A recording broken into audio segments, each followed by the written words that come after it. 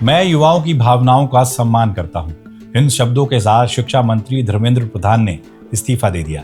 दिल्ली के जंतर मंतर समेत देश भर में धरना प्रदर्शनों के बीच ये सबसे बड़ी खबर सामने आई। प्रधान ने पीएम नरेंद्र मोदी को इस्तीफा सौंप दिया। दोपहर 2:18 पर उन्होंने एक चिट्ठी भी जारी की, जिसे युवा साथियों के नाम पर लिखा गया। जानते हैं इस चिट्ठी में धर्मेंद्र प्रधान ने क्या कुछ लिखा है। नमस्कार, मैं हूं मुनीश देवगन और आप देख रहे हैं एनडीटीवी इंडिया।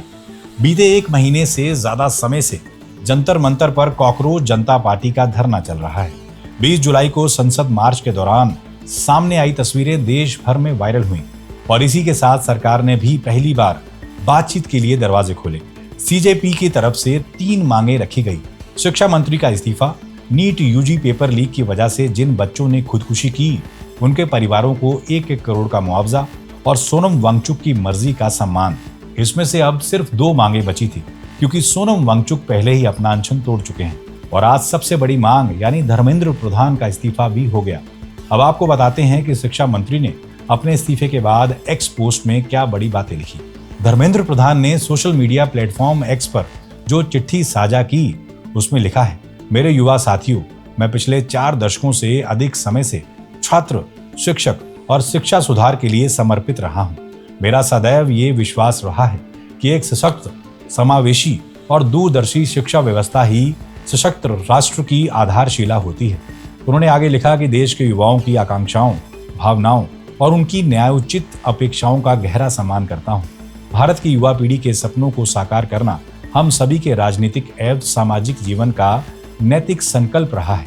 प्रधानमंत्री मोदी के दूरदर्शी नेतृत्व में राष्ट्र की सेवा करने का जो अवसर मुझे प्राप्त हुआ, उसके लिए मैं पीएम का आभार प्रकट करता हूं। धर्मेंद्र प्रधान ने अपने इस्तीफे में नीट पेपर और निजी जिम्मेदारी पर बात करते हुए लिखा कि पहले ही दिन से इस पर मैंने जिम्मेदारी ली और इस परिस्थिति से कभी मुंह नहीं मोड़ा। मेरा यह संकल्प था कि हम किसी भी मेधावी छात्र की संभावना परीक्षा माफिया के कारण खराब नहीं होने देंगे, किसी भी छात्र के साथ अन्याय नहीं होने देंगे।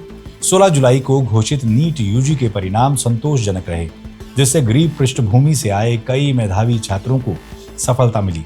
परंतु इस दौरान कई छात्रों को गुमराह करने के लिए जिम्मेदार पदों पर बैठे व्यक्तियों ने बाधा डालने की कोशिश की, जिससे मन अत्यंत व्यथित हुआ।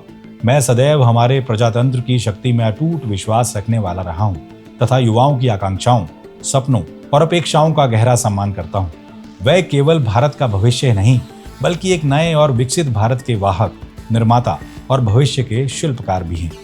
धर्मेंद्र प्रधान ने इस पोस्ट में लिखा, पिछले 10 दिनों का घटनाक्रम देखकर मेरा मन दुखी है।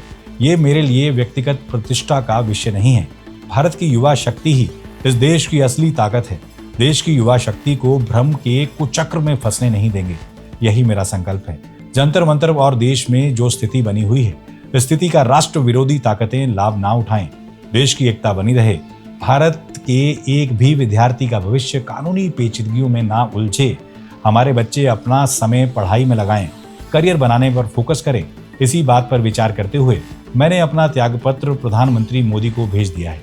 आपको क्या लगता है, धर्मेंद्र प्रधान के इस्तीफे के बाद जंतर मंतर समेत देश भर में युवाओं का प्रदर्शन खत्म हो जाएगा?